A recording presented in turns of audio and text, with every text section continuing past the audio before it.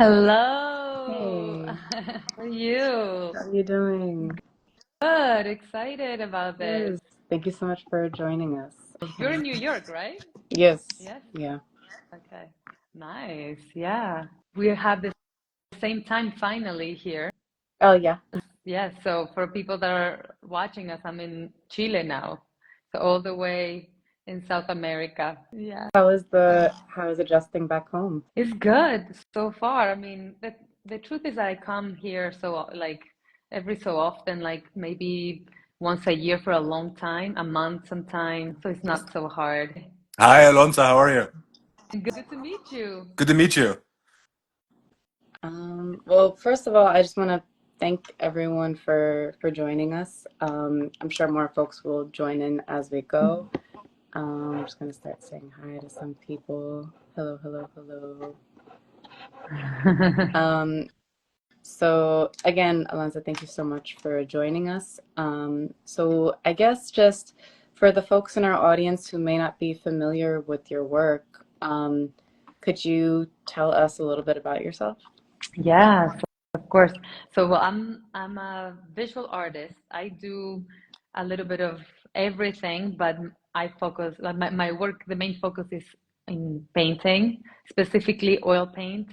And I graduated from the New York Academy of Art. I guess that's how we all linked here. And well, I'm originally from Chile as well. Right now I'm in Chile, but I used to live in New York for around like 10 years. I recently moved here like a couple of months ago.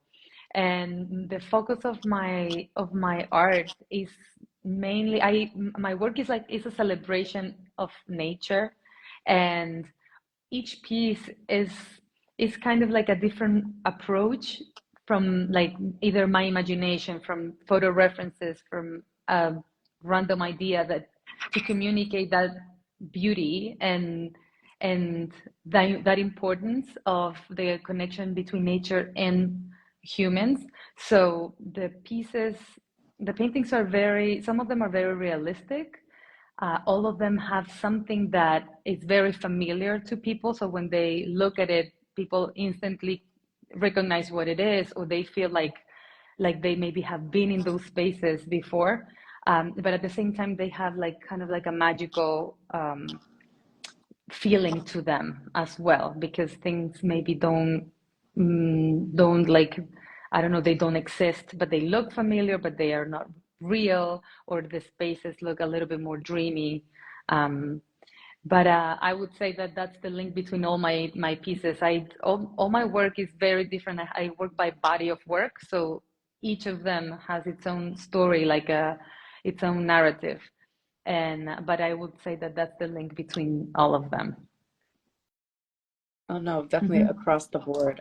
What you just said is really interesting to me. Like someone feeling like they've been in a space before, but it Hmm. might have been something that is from your imagination or something that you created that isn't real. What is that Hmm. feeling like? Like someone resonating with something that just came purely from your inner world. Yeah, yes, it's very interesting because also, especially in my last body of work, I've been using a lot of symmetry. Like it's seemingly symmetric, right? Because you see it in the first glance, and it has a middle, and it seems like it's a mirror image. But then you go closer, and the trees or the fruits or the flowers are totally different. It's just like the that feelings of balance in between the painting. And a lot of them have a lot of symbolism as well, things that maybe we have seen literally, like as the moon, or things that we have experienced in other art pieces, like maybe more well-known paintings as well, or that feeling of an entrance of a path, or like the piece that I have inside, like the arch. It's very like archetypical images.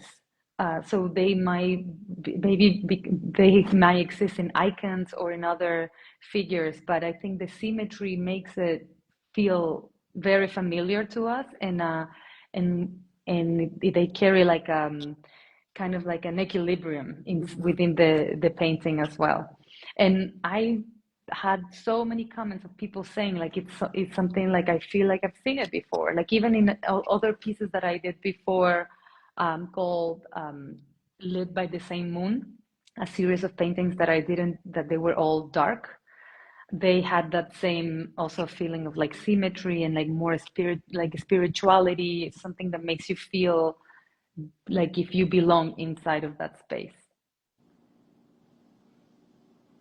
Yeah, no, it's so nourishing and like inviting, like to invite someone in and allow that space to allow someone in. I like that word you used too, like equilibrium. And speaking of uh, working with patterns that feel resonant and familiar, just looking at like patterns in nature, we got into this a little bit with your online interview, that the idea of the fractal comes up a lot, and I love that idea of the fractal. Yeah. So could you talk a little bit more about that again, just because I Yeah. love your thoughts on it, like how your relationship to fractal patterns, how Yeah. it reveals itself in your work? Yeah. So I don't know because it seems like a lot of people in general, not only artists, but we are drawn to that. Like as soon as you go to a hike or you see a tree or you look at a fruit inside of a fruit and just pay a little bit of attention to it, it calls our attention. It's like it's something maybe that's like soothes us, I don't know, or it gives us some kind of pleasure of like especially maybe more OCD people that like an order, like a specific order. Yeah, it's very satisfying. It's a satisfying thing to watch, right? So I think that that comes from just from being a human since young. It calls my attention to see a special, I don't know, buds or seeds that come in a particular star shape or something that repeats like over and over as soon as you see it in nature. And then you start looking at those patterns and realizing, for example, like, oh, this plant is the same, like it comes from the same family of this other plant, and that's why in the seed is the same kind of seed. That's why it's divided in three instead of five, for example. And then you start looking at those patterns, and I guess that's how like people in the past realize of what what was what. So we have that ability of observing nature in that way. And for me, since I was young, I grew up in Ecuador, in the jungle in Ecuador, and I was super, in touch with nature back then, living in the middle of the jungle, obviously. And then when I moved to Chile over here, it's still we kept being because it's a very very like I don't know, no, it's not a jungle here. It's more like forest and open, like a lot of also plantations of fruits and things like that. So I had that love of nature since young. My mom was a landscape designer later in life, but her what she did was actually make plants, and she had a garden.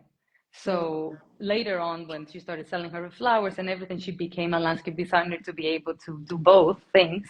But I grew up, imagine, like with that around me, and um, and it's the images themselves come from things that I've seen, plants that I've seen, fruit trees that I love, and also the compositions that like themselves, they come from a lot of times from, no, I wouldn't say for exactly from dreams, but from that moment in between being still awake and falling asleep, where your brain just starts like, oh, well, like talking to you, and then like images will come, and then I will be like, oh, I need to draw this or write this down or make a note. And so yeah, it's a mix of both. And I think that the fractals exist in everything, like physically and also emotionally, because as humans we also have like specific patterns of behaviors of ways of feeling, of talking to ourselves. They're constant. So it's a nice translation between, concepts, emotional concepts, and things that a good connection in between that, the things that we feel and things that we see over and over. So I use a lot of that. That's what I talk a lot about, like archetypical tales like the for instance the history, like or the image of the mother, right? The mother or the warrior. So or the women, or who, I don't know, of being resilient. So there are stories that have a beginning and an end, and we know how it is. Somebody, it's weak and gets hurt and nobody believes in that person, and then like either, you know, from mythology, and then something happens when they grow, and they grow from thanks to that pain or some, or it's just a pattern, like these stories that happen through life. So it's a nice way of connecting that with this balance, um, like this like repeated marks and repeated images that go through the whole canvas as well to tell the story. Mhm. Yeah, no, there's so much I want to like pick apart in that. Like I want to Mhm. keep us moving, but like I think about like uh, it's such a strong kind of pattern to like Mhm. work with, to work from, Mhm. and also think like when I think of fractals, I think about how like the micro relates to the macro. I think of like a fern imagery. Yes. Yeah, and like Mhm. I actually pulled over my book, Emergent Strategy, which Adrienne Marie Brown. She Uh-huh. talks a lot about biomimicry in it and like Uh-huh. learning from nature, and she uses that idea of the fractal and like talks about the fern a Mhm. lot. And it's just it's so strong, like seeing this within your work. And I also love what you said about like finding such like fruitful energy and inspiration from that time between like waking and sleeping. Like there's something like Mhm. really like very charged and energetically special about Yeah, that time. yeah. There is something like I feel like the our unconscious starts like having more of a voice, and we have so many things, maybe ideas that we would like to do, but then we hide them because our like our brain is always thinking like, is this going to work? Is this crazy? Or, you know, like, oh, do you have time to do this? You know, our other voices start like, you know, breaking on that idea. But then as soon as that part of our brain starts falling asleep, the other one can just like, Mm, boop, you know, go in between and be like, here, oh yeah. I got something, you know, and then you see if you like it or not. But a lot of times also those ideas come in other moments, moments of relaxing or like exercising or other things, you know, where then we can, like it goes like that, the idea of going to a retreat is like perfect for that, because you are out of the habit of like the things that you need to do, and then it's the time for you to think or to wander around, to not think, you know, to listen, to engage in other ways. So I think that that yeah, it's like an opportunity for that too, for your brain to get to work in other ways. Yeah, and like to break out of typical patterns of thinking, you Yeah, know. yeah. Um, Funny, I get most inspiration from like doing the dishes or like right before a shower is when my brain is Yeah. just off. So I'm like, yes, totally. That's awesome. Just before a shower. I've never heard that. I've heard like while showering, Yeah, like but then just not before the shower. preparing to, yeah. Um, Yeah, that's nice. yeah. Uh, well, we'll get more into the retreat question in a little bit. Mhm. But before that, I want to get more into just the themes and symbols like within your work. Mhm. So like of course, like we see like the connection between nature and femininity within your work. And does this feel symbolic, personal? Has it evolved naturally? It sounds like there's some stuff that came from childhood as well, like you know, and also like in a familial way. Yeah. So can you get into that? Yeah, yeah. So I started working with the female figure because I started working with myself Mm, when I was in school, like in like my undergrad. And my work was very like very pretty much about like the like female identity at the beginning. So it wasn't so much about nature. I did a lot of everything, but my interest was in, yeah, in the use of the female figure. And I was very also into, it's strange because I was into still life and female. And actually my thesis project was about like that, like I kind of like mix both of those, like how like even I use some references as like women within the still life, or like the seller of the fruits in the market, stuff like that, and how we present, like I would see so many pieces in art related with the female beauty and the desire, but also the same in still life, and about abundance and same kind of subjects. So then when I started working with for the first time with my fruit portraits and the ceremony pieces, I was thinking of that correlation in between, like this is just a fruit, but it resembles like the female body in some way, and it's juicy and it's as, I don't know, as liquidy as the oil is, like the perfect thing to paint.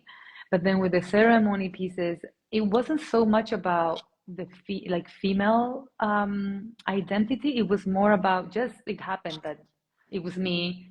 It started with me, my sister, and my brother. Actually, it was the three of us that posed for those large pieces. And then I wanted to do more like a family, like a feeling of like a family ceremony, not necessarily like my family, but just as like something that existed in a parallel world where people would celebrate and do a ceremonial feast with the people around them and laying on the floor. So I created this kind of setups with my family, and it happened to be women, the ones that wanted to post. So it, like, things sometimes start from just an idea that I have, and then when I'm done, I look at it, and then the painting tells me more about the concept because it's obvious after it's done. And it just becomes that, right? Like it becomes a celebration of fertility and womanhood. And then my friends that were pregnant started to pose then with babies, breastfeeding, and then I started thinking more about that, and I intentionally made it more about that. But it wasn't, I usually don't have like a conceptual idea before I start my work. It's I find it very hard for me to have even like a concept or something that I want to talk about and this, and like make it like maybe more meaningful or more, I don't know, with a more like with more responsibility behind the work, because then it becomes like an illustration to me, and it doesn't have that magical touch that I don't know where it comes from.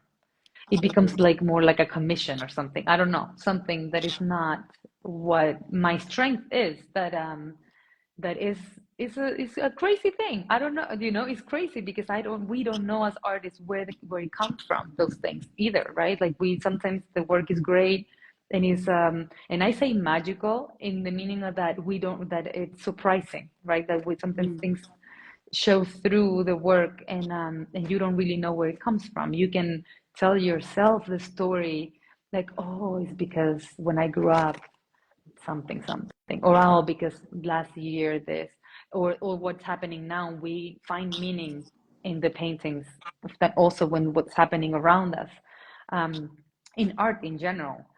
But I think that it comes from some place that is absolutely unknown, and it's hard to make that special thing of in within art if there is a specific idea that you have to follow through to reach it. I don't know. It's like finding love, finding love, like looking for it, and then you will never find it. It needs to just come, something like that. If you have a laundry list, like the person I love will be this. Exactly. Yes, yes. I I really appreciate that. I'm kind of the opposite, where like I start like with something conceptually and I'm like, how can I manifest that? And that is kind of like my jumping point. But you're coming at it from a completely different point of view, where from the way I hear it is your approach leaves everything malleable and liquid and open and expansive, and much less restrictive than being like, well, this is the project, this is the idea, and it has to fit XYZ. So I really appreciate that kind of the other side of that. Yeah. I And mean, I have to say, I mean, I have projects that I do have the idea before, and this is the image that I want to make, and I'm gonna do it. But what I mean by that, like now, recently my work is more like that, like more fluid. But what I mean more is that I don't have a conceptual idea before. The idea is always an image. It's something visual that is like a message, right? Like as a visual art is, it's a language, but it's an image that I just want to make it for some reason, and I think it's important. And then things start happening while I'm painting it. For instance, in the ceremony pieces, it's just that image of these people and the story around, like they are celebrating something, and it's we are above them. We just see them from above. Mm-hmm. That's it, and that's all I have. And then I make it, and then after I see them all hanging, the conceptual idea starts like as me as an extra person. Like I am not the artist that made it. I'm outside and I'm looking at this, and I'm gonna tell you what I see, and I happen to be the artist basically. And I have things that I can connect to it, and I'm always very open with that. Like, yeah, I lived in Ecuador and I saw all of these flowers, and I grew up with fruits because my dad has a plantation of cacaos and oranges. You know, I can connect things, but the truth is that it's not because of that. I don't know. It's just the idea came, and then that's the story comes afterwards. And that's something that I like to. I've seen so many artists that are able to make something very powerful when they just let that image, those images that we have as actual language, as as the communication, and then they can start finding that connection between the piece and themselves. And if they do that, then they're able to communicate it with the rest, because that's the most important thing. There are things that are real for us, and they live only within us. And I feel like it's hard to find your voice sometimes, or find what you really love to do when you put in front first an idea or a concept or something that you have to communicate. Like use your language, that is your images and your making, right, to say this. So then it's like, what's the point? Where is the, like, for that, just write it. That's what I think sometimes, you know. So I feel like if it's in the opposite way, maybe the image can be a lot stronger and possess all of those things, and then you can start doing whatever you want, because you already have your language, you already have your voice. So I like that approach, just because I don't know, I feel like it comes naturally to me. But I know that there are a lot of artists that they're a lot more organized maybe, and they are better at that, right? Or have their idea and then put everything together to actually transmit that idea through the work as well. No, there's certainly like artists that can be like more research based, you know, but I find like a lot of this is like such a lovely way to work, and I think it comes from such an inner like powerful space and like an intuitive space. And actually, like, you and other instructors that we've interviewed have like kind of said similar things. So like in our last Instagram live with JP Roy, he was saying you have to let your hands work first, because your brain is going to find ways to say, no, don't do that, or what about this, and overthink something. And then in Kurt Copper's online interview, he was talking about not being as concerned with the meaning of a work, but he wants to be moved by work. So like that's the power of like image making to me, and letting that kind of guide your sails, like letting that be the wind in your sails, whatever corny metaphor. But no, I find this really important and inspiring. Like I'm inspired to think like, like if I had, this is a new kind of approach for me, you know. So this is actually an interesting transition into getting kind of into your workshop and thinking about that, and thinking of creating these worlds. And you said in your workshop description, you talked about world building. And for those who might not be familiar with what world building is, can you define that for us? Can you talk about synthesizing multiple sources of references, like from observation, photo, memory, And what will we be Yeah. doing? Yes, Or yes. Yeah.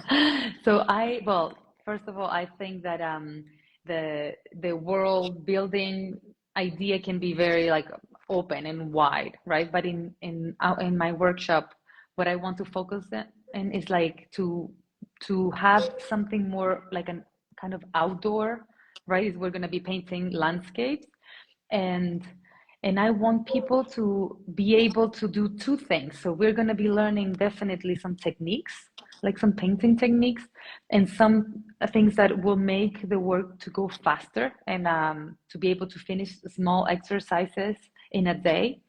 To and I want people also to be able to create something that is in their mind through looking, through observing. So we will start, so world building, I mean, of creating a space within the canvas that doesn't exist in reality. They will not be copying the landscape that is in front, the water with the trees. No. So we will be working on finding those images, on finding the composition to have and have like little drawings and thumbnail sketches, things like that. I'm going to explain everything, of course, in the workshop. But the idea is to have something in your mind, and we will be looking at things around that we can use as reference, plus also references like photo references. So we will be painting like sometimes outside from life within that imaginary composition that we'll be making, and also sometimes in the studio looking at references. And something fun also about the workshop, the way that I want to make it, is that I've done other workshops and we focus in one painting. So it in one technique that, I mean, or multiple techniques, but it goes with the same work. So we'll start with a wipeout technique and direct paint, and then for the next session, because they're like with multiple days, right? Like you have to wait. The paint will dry, and then we'll do glazing. In here, because we have 5 days in a row, it will be harder to do, for instance, glazing techniques, but it's something that we will talk about so people can use it in the future. But the idea is that we'll make multiple exercises. So this way, people will not feel like so pressure of like, oh, I have to do the perfect composition for this one opportunity that we will have. So we'll do small pieces, more exercises, and then we'll have one painting that will work a little bit more, like as time goes, so people can get more into the details and refining things and rendering more. But I want to have those small exercises to loosen up, to lose the fear, to be like, okay, this is nothing. I'm gonna just see. We'll have other like more visualization exercises as well to get to those images, and of course, I mean, I think just by being there and relaxing, we're gonna talk a lot about. I also would like this workshop to not be just, oh, we will just paint. I would love for people to get to know each other, to get things out, so we can, your brain can start like relating like who we are. So I will love to try to know the people that join us in the workshop, to get to know them a little bit better and help them also find their voice, and if they don't have it already, like through the paint. So that's the world building part. Yeah.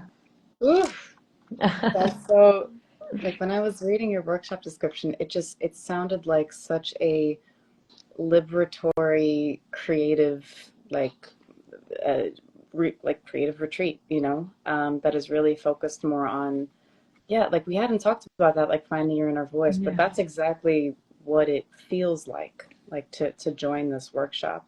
Feels so intentional too, and like group reflections at the end of the day. It's Yeah. like I really love that, and each person's journey will be so unique. And though we'll be pulling from similar references, like we'll all be journeying to the same locations, no one person's painting will look the same, which is like very exciting Exactly. too. Yeah. Yeah, it will not look the same, but who knows? Maybe they will look slightly similar, or because who knows, from the space or something else. But what is also interesting, I think, is that by being there, when I was writing the description, I was thinking a lot when I was in Dubai in doing an art residency there, and I did a lot of workshops, different workshops, but one of them was it was called Critique Hmm. Day, but it wasn't critique. It was not at all a critique. So what I do is like more like a reflection, and it's really nice to have people to come put their work, and the way that I approach those sessions are a lot more about actually seeing the work and other people telling like what they see and what they feel, what they like, the things that they can find, and then the artist just stays quietly. It's like you don't Hmm. have anything to say, basically. We will tell you what the work is about, and then of course it comes the artist and talks about it. So it's a nice way of ending the day on just like seeing your work through other people's eyes, and also getting to know each other a little bit more as well. Hmm. And how often do we get to do that in our everyday lives? Like even as artists, like we're kind of in our own little silos of the studio, and then we get out, like for gallery hopping nights. But it's so Yeah, nice to be able to, and special to be able to work together in a communal space like this, and to reflect at the end of every day and say, yeah, like what do you see in this? And I don't know where this came from, but like what you were talking about earlier too, like it came from. Uh, it's an image that I created that came from me. It doesn't exist in the world, but someone else resonates with that. And to be able to like talk yeah, to each other about that yeah, is just really, really special. And yeah. I'm really excited. And I guess that brings me to my my biggest question. Mhm. I also want everyone to know in the live, like if you have a question for Alonsa, like please just drop it in the chat. We'll get to more Q&A in just a moment. But please, any questions, Actually, just drop them. I got three questions that are pretty much about the workshop. So Oh, perfect. from the things that I posted, so both I'll tell you later. Yeah. Okay, perfect. No, Mhm. awesome. Well, no, this question's about the workshop. So I mean, you've had quite the journey of a lifetime. Like you've been international for, the majority of your life, being in Chile to Ecuador, the States, back to Chile, Mhm. even residencies like you were just talking about being in Dubai. So Yeah. you've clearly you have taken like physical journeys, you've created during these journeys. So I just wonder, uh, can you give us your thoughts on the significance of like traveling and going away for a workshop? Like, why go to Sicily? Why make the journey for an art retreat? Yeah. What is special about creating, like going away to create? Yeah. Well, first of all, just to be away, like it doesn't really matter where, but like when you go to a place like completely different than your home, or where people that the culture, it opens your mind in many different ways.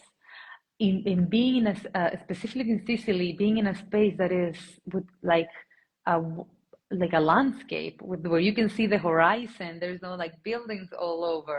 That really brings you a different kind of peace, right?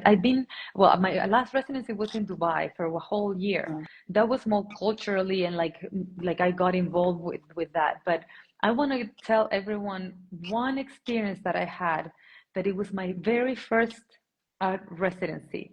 And I was in no, I was in my graduate school in the New York Academy of Art, and I was selected to go to France, to Giverny, when back then like, it was a first year. I just finished my first year, and I was there for only a week. Also, I think it was a week, or maybe 2 weeks. I don't remember. I really don't remember.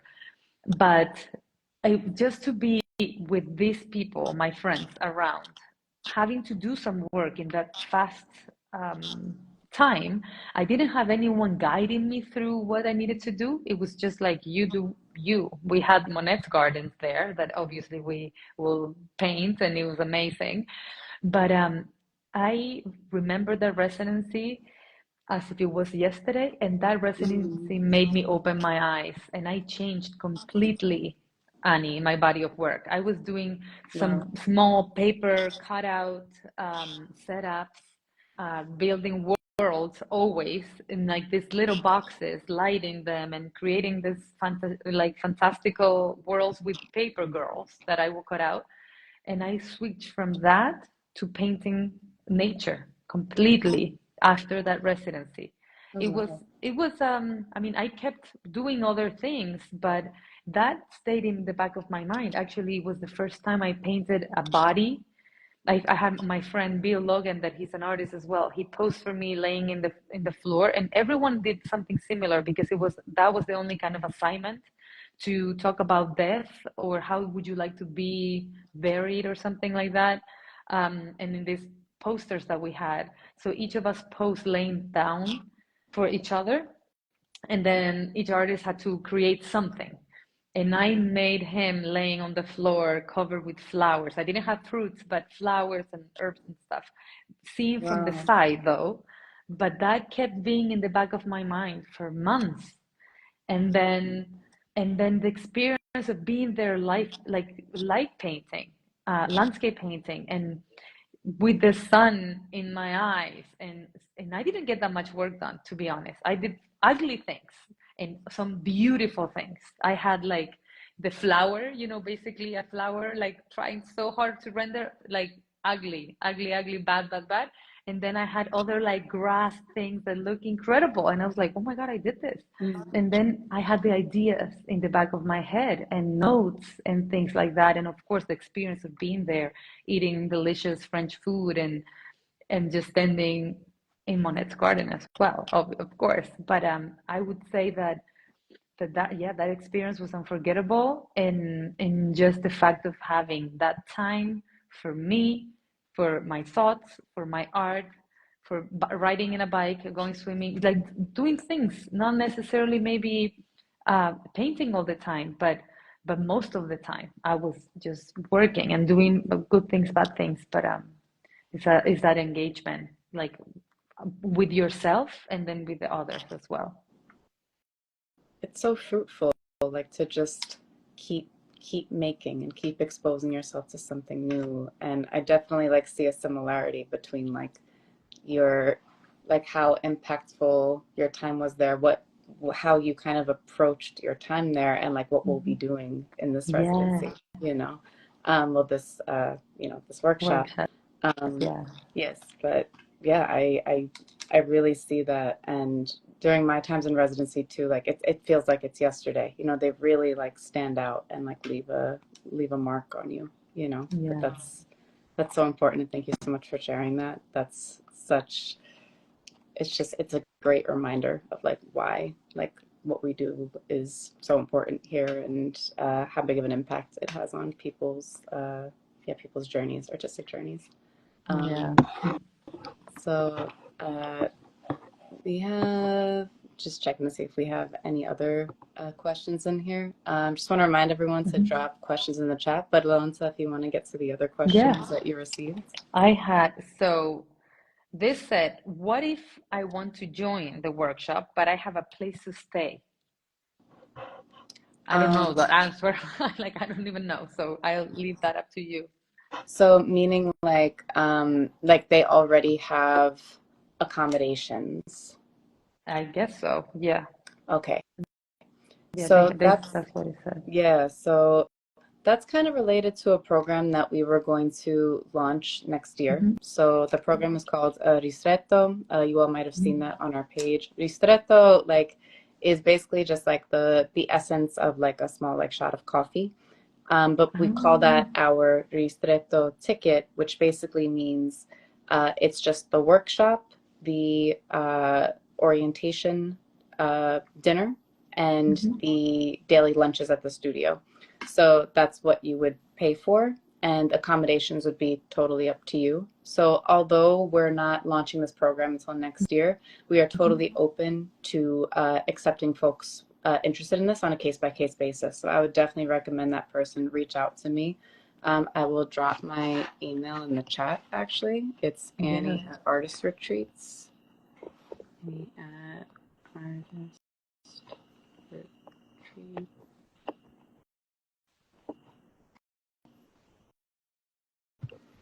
Yeah, just because we've noticed that this question has come up before, Oh, and we okay. want to keep this open to as many students as possible. Like we want this to be a successful workshop, a workshop where we have like a nice group, a very intentional group, people who want to be there, who want to join, and maybe like if things need to be a little more custom in this way, like we're open to it. So we're totally open to a ristretto ticket Nice. for this person. Ristretto, that sounds great. What is the and the other one said, do I need to be an artist to join? So I this, guess. I mean, that's for me, I guess. No. I mean, it's a strange question because I think that if you want to paint, probably somebody that wants to paint is because it has the desire. Either I don't know what they mean by being an artist. Maybe they already paint and they don't think they're a professional artist. Um, but it's not, this workshop doesn't have any label or like for art, for people to join us, like, or students, if you want to be called a student. I call everyone artist because we're going to be painting and doing art, so they don't need to have any experience whatsoever. Like I'm not gonna be like, oh, okay, you guys know everything. Of course, we will introduce each other. We will know, like, I will ask, what experience do you have? If you already did a master's degree somewhere and you know everything about oil painting, maybe I won't guide you so much about like color theory or color mixing, and I'll spend that time with somebody that has never painted before. So I will be helping everyone, trying to help them, of course, everyone in the same way, like in the same way, in the same, not the same way, but in the same amount. And then I will just give like more of something to the people that need, like they're more beginners, for instance. But something interesting about that question is that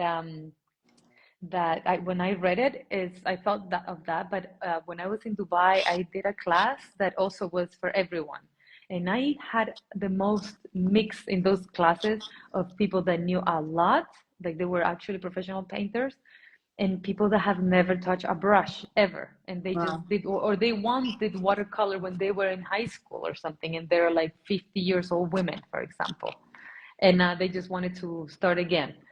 And those people did a great job because they were like, oh, yeah, something like this.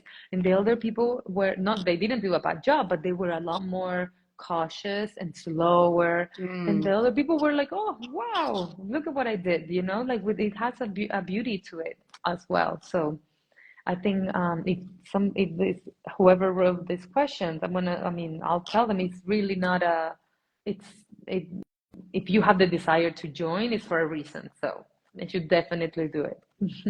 Yeah, that also like you talking about like the difference between like that like inhibition to just like create. Like Rick Rubin in the Creative Act like talks about beginner's mindset, and he's like you might like Mm, find that, just starting as a beginner, like you have no preconceived ideas of like, oh no, it can't look like this or it has to sound like this, like depending if you're a musician, if you're a painter. So mhm. I really encourage that person to join. I'm very happy that you said that too, that it's like you'll meet folks where they're at, like depending on their skill level. Yeah. That's a beautiful way to structure the class. And I also want to add that like based on past classes that we've had, where we've had people in the class who have been like creating in this one medium for 20 years, another person who had it was like their first time experiencing that medium, and actually, you find like as you get to know each other, as you're creating with each other, you learn from one another too. So, of course, we're learning from you and like you're guiding us through this journey, but we also teach each other. So, I think that's also really important to know Yeah. for this person Yeah. who's interested. Yeah. No, great. Yeah, that was it actually. I didn't have the other one. I thought it was three, but it was just longer writing for me. Oh, no, no. Yeah. Oh, good. We do have one other question in the chat um, from Audrey. She asks, how do you balance your inner critic with your creative tuition? Oof. Answer this for all of us. That's a tough question. I mean, we all have a inner critic. I have it. I mean, that's what filters me to do like all the thousands of ideas that I have, of course. Mm, And I I have so many different voices in my head, Annie, as everyone does. And of course, I have a strong inner critic, but I really try my best to, for example, like one thing that I do that I've told people before also is that my inner critic, like it filters. I listen more when I have so many ideas that my inner critic is a good one for me to filter them and say like this is you're getting distracted. This is like Mm. another thing. Just focus on what you're doing and then write the idea. So that's kind of like my inner critic that I listen to, because the other inner critic is constantly telling me this painting is not going well. You might as well just leave it in the side, that Oh, kind of thing. yeah. And I I know that feeling. don't listen to it. I don't listen to it at all. I just keep working and I'm like, I'm gonna finish and I'm gonna finish. And I do not leave a painting unfinished. That's one of my rules in my, like I have some rules for myself in my studio.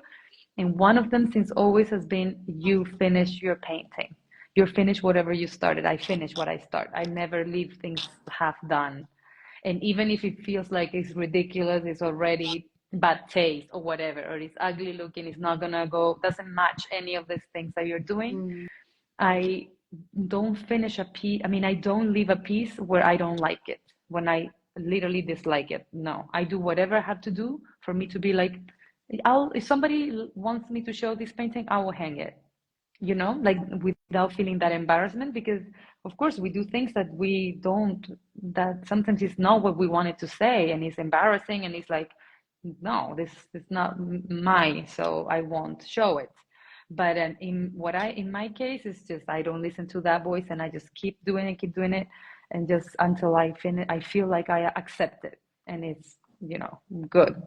But there's so many other inner critics, and then I feel like we have other voices that know when that inner critic is coming from somebody else, like those voices that we hear, I don't know, that come from, I don't know, like people's experience, but it always comes from somebody else, like Mhm. your mom when you were young that was like, "Ay, come on, this is not perfect," I don't know, like, or your dad that was super strict and is like, don't mess it up, don't mess it up. So Yeah. we know where those voices come from, and then you can see, oh, it does it relate? Am I actually messing up? And is it not being perfect and I'm doing half-ass work, or this is just silly and I'm gonna just keep doing it, So then I don't know. It's a really hard one. I'm not an Mm. expert on that, and I'm pushing your inner critic, but that's the only tip I can say, is that I just finish the works and that's it.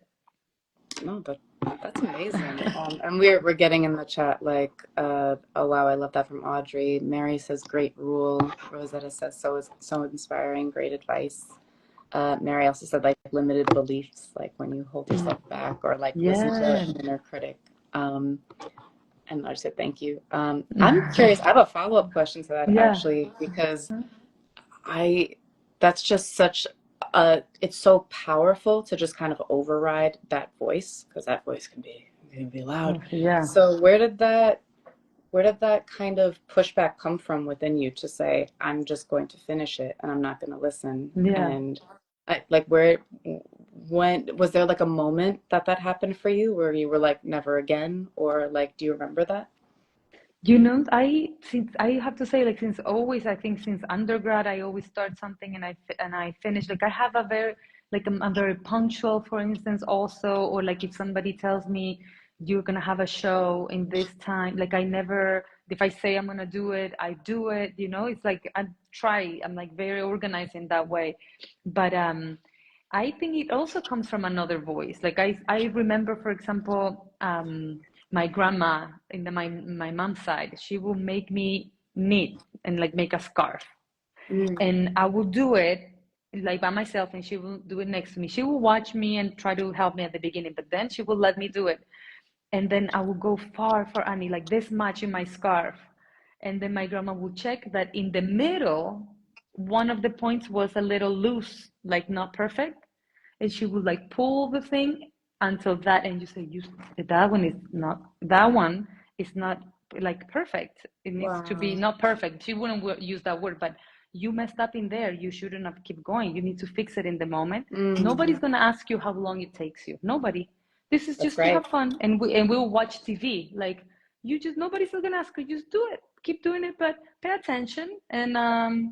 And if you see that it's messed up, just fix it. Don't wait too long until you go back, and you have to finish it.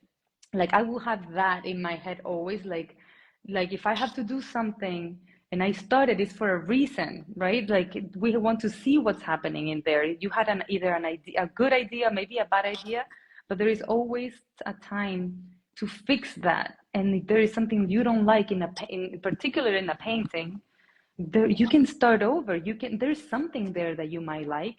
You can turn it around and just get rid of the face and squint your eyes and see what else you see. But I don't like the idea of destroying something that you already started for a reason.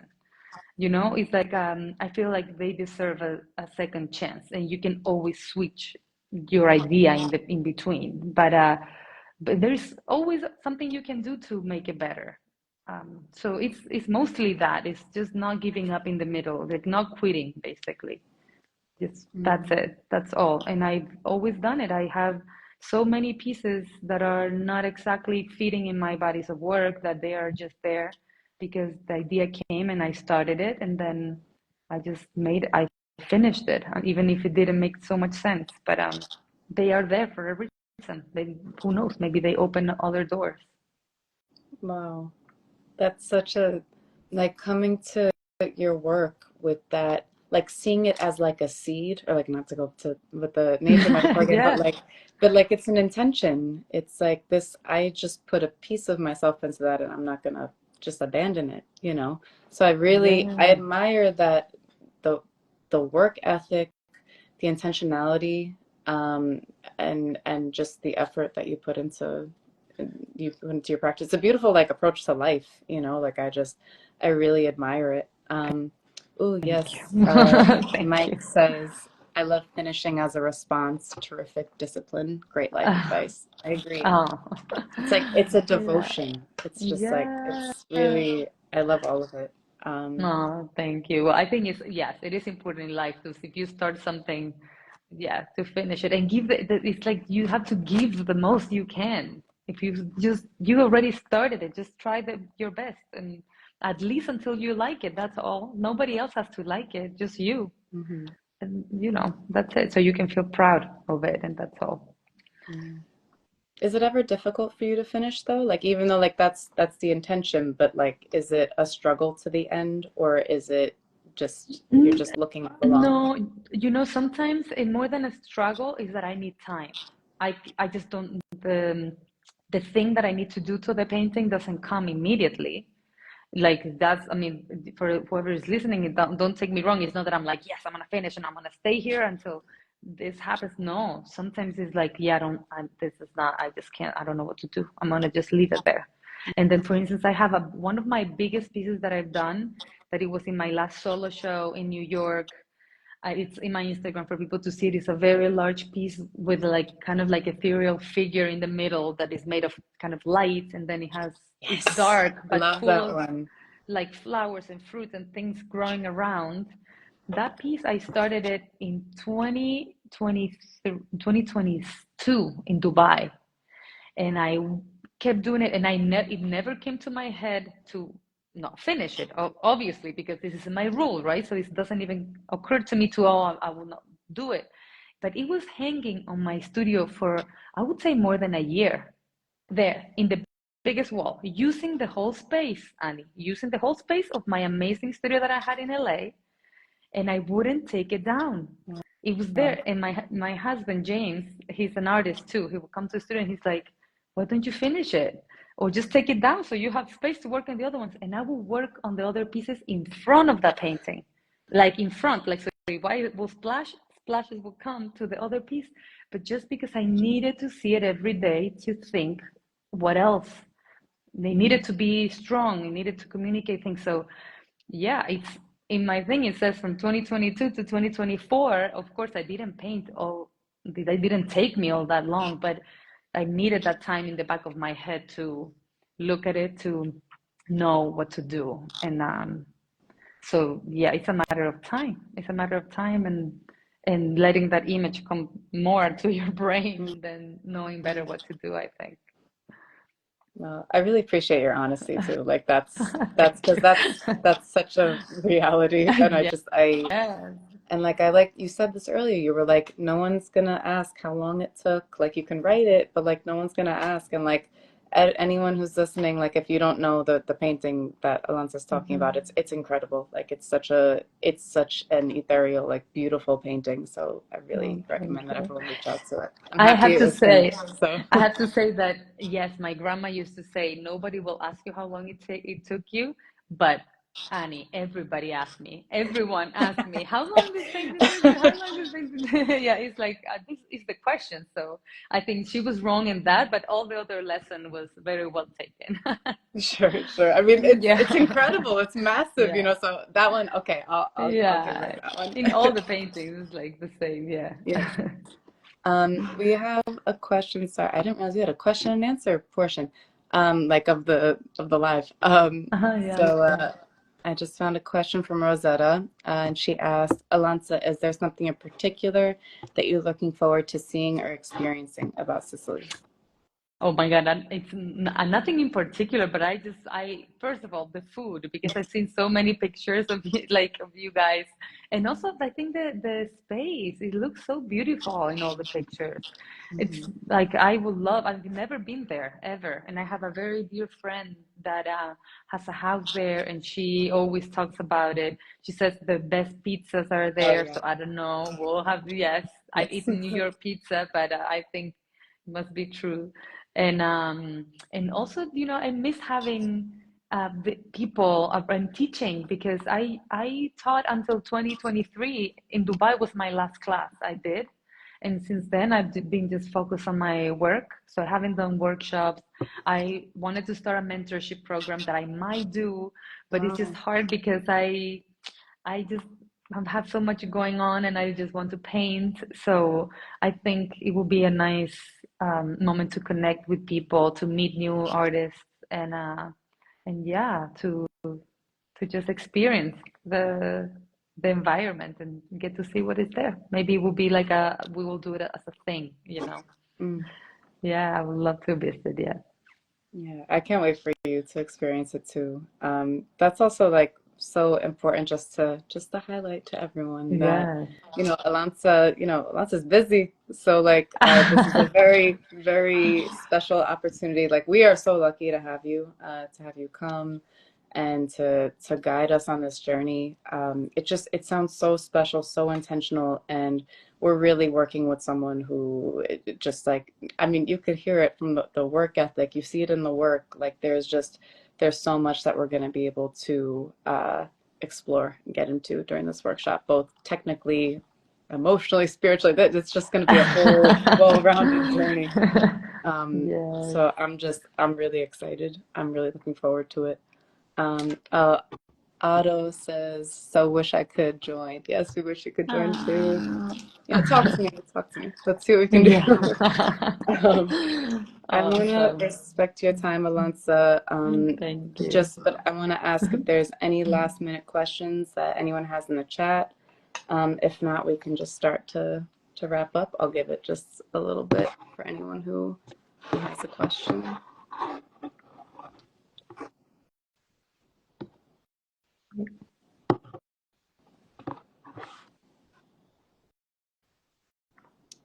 I'll give a little more time for folks to write, but I'll just start to wrap up. So I just want to thank you all so much for joining us. Thank you, Alonsa, so much for My this live. pleasure. Thank you for taking the Yes. time, giving us a little sneak peek into your the way that you approach your creative practice, the way you see art, your approach to teaching, your work ethic, all of it. Like, thank you so much.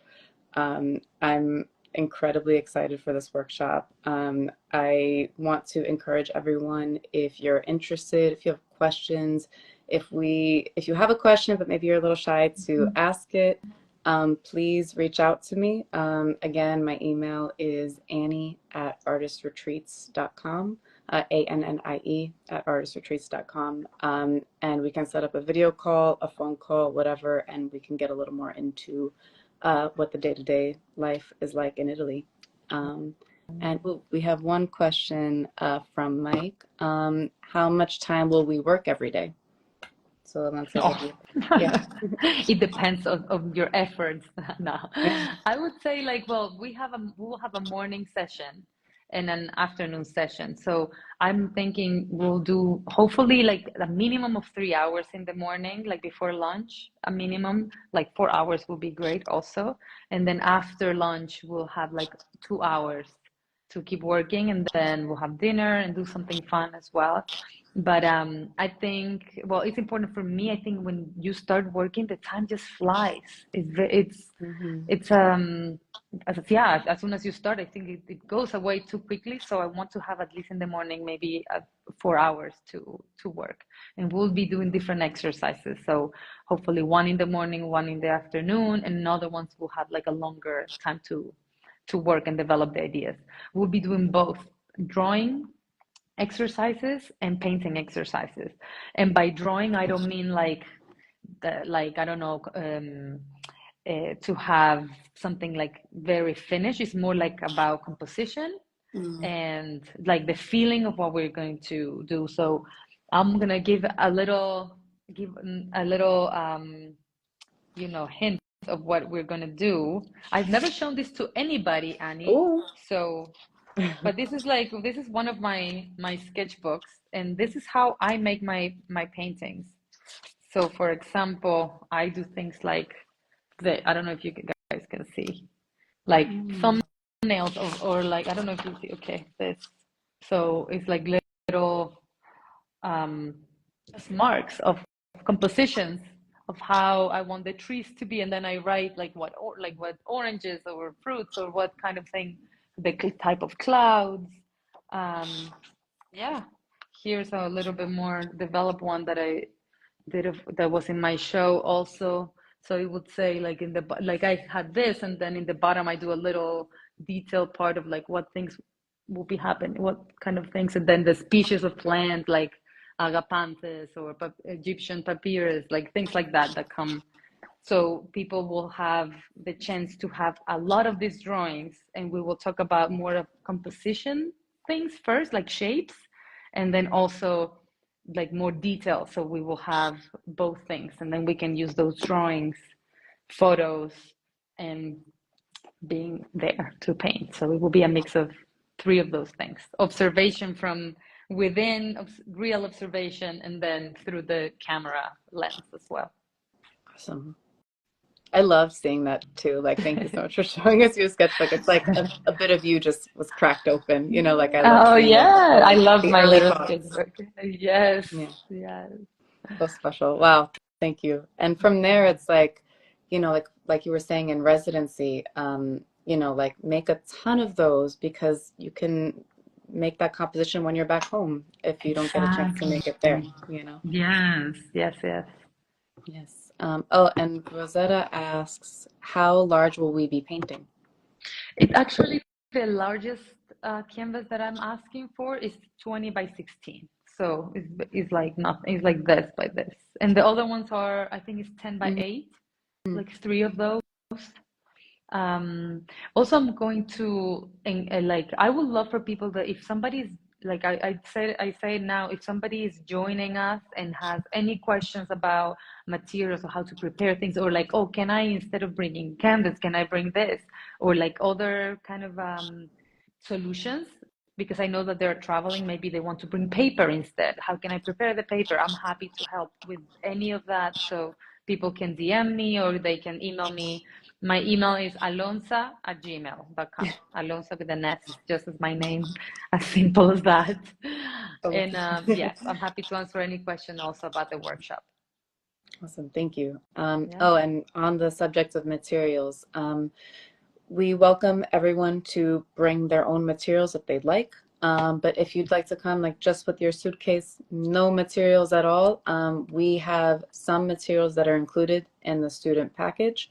And then we have all other materials available to either rent or buy from us. So we actually have canvas that's cut to standard size. We have like the 8 by 10, we have the 16 by 20. We have a selection of Rosemary's paintbrushes that you can buy from us. We have some pastel that can be rented, like some watercolor. So we really try to keep it as like easy and seamless for everyone as possible, because some folks, they'll continue their travels after, or it can be such a pain to try to get your paints on a plane, and there's always, it's Yeah. nerve-wracking. Yeah. So we have it all, just for folks who are interested. One more question. Oh, and one last question. Have you always painted large in your practice? No, at all. I have both. Like I have the like tiny things, and I have yeah, large paintings. I make like very tiny fruits also, and I paint like a small pieces on like yeah, like this big with a lot of detail. Not that big. This is not so big, but here well, it's kind of big. You can see I think it's so. Yeah. yeah, it's kind of big. But no, I love painting Mm, small. I love, love, love like painting small things. So yeah, I do everything. Mhm. awesome. You definitely do. Um, okay. Oh, Rosetta says in the chat, thank you. We can't wait to welcome you to Sicily. So Nice. again, Thank sorry you we're a for little. that. No problem. No, it's fun. I love talking to you, Annie. No, Yes, same. anytime, anytime. Yes, anytime. Yeah, this has been so nice. Like again, I could keep talking. You're just lovely, and I can't wait to work with you in Sicily. So Yes, thank you so much. awesome. Yes. Okay. And remember, guys, any questions, we are here to Yes, answer. So yeah, please reach out to us. DM us, All bug right. us, please. All right, my dear. Have a good You too. night. Very nice talking to you. Good night, everyone. Thank you so much for Bye. joining us. Bye. Bye bye.